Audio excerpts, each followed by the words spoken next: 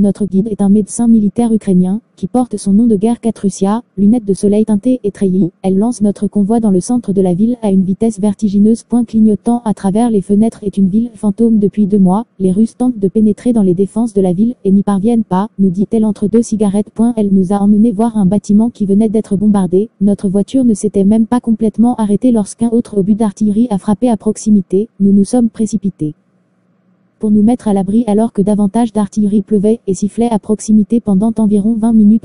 Les attaques sont normales, dit Katrussia, alors qu'elle s'appuie contre un mur. Une image de sang-froid alors que nous nous abritons des obus qui arrivent. Les attaques d'artillerie volent tous les jours, donc ce n'est jamais calme ici. D'autres parties de la ville sont frappées plusieurs fois par jour, dit-elle. Une poignée d'habitants sont toujours dans les rues de Bakhmut. Les bâtiments n'ont pas de fenêtres, les rues sont criblées de cratères et les poubelles industrielles ont fusionnés en de petites mares de déchets. Ceux qui restent semblent vivre dans un univers parallèle, ils sont à vélo, font des courses et des femmes âgées traînent leur caddie derrière eux, bien que les magasins ouverts semblent un mystère. Sergei est l'un de ces habitants de Bakhmut qui marche encore dans les rues. Lorsqu'on lui demande s'il s'inquiète des bombardements, il répond « Peur de quoi, mon pote ?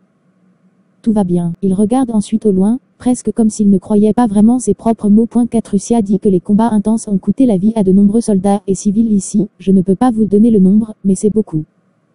Il y a beaucoup de blessés des deux côtés, et aussi beaucoup de morts. Elle a perdu son mari en combattant les Russes à Bakhmut il y a tout juste 1 mois. Seuls les antidépresseurs masquent la douleur, dit-elle. La lutte pour Bakhmut est devenue de plus en plus féroce ces derniers jours. Le président ukrainien Volodymyr Zelensky a qualifié les combats dans la ville de plus difficiles. L'importance de la ville ne peut pas être surestimée. Bakhmut se trouve à une fourche qui pointe vers 2 autres villes stratégiques de la région de Donetsk, Konstantinivka au sud-ouest et Kramatorsk et Sloviansk au nord-ouest. Tous 3 sont essentiels au contrôle total de la région par Vladimir Poutine. Les scènes à Bakhmut sont cependant différentes de celles du reste du pays, où l'Ukraine a largement réussi à repousser et même à gagner du territoire ces dernières semaines alors que les forces russes se retiraient fin septembre. Ici, les forces russes ont réalisé de petits gains réguliers, en grande partie grâce au groupe Wagner, qui est considéré par les analystes comme une société militaire privée approuvée par le Kremlin. Des informations sur les réseaux sociaux et dans les médias d'État russes indiquent que des mercenaires de Wagner se trouve à la périphérie de Bakhmut, dans un petit village appelé Ivangrad. Sur le réseau social Telegram, le propriétaire de Wagner, Yevgeny Prigozhin, a reconnu que la résistance de la ville était forte. La situation près de Bakhmut est stablement difficile, les troupes ukrainiennes opposent une résistance décente et la légende des Ukrainiens en fuite n'est qu'une légende. Les Ukrainiens sont des gars avec les mêmes boules de fer que nous, a-t-il écrit.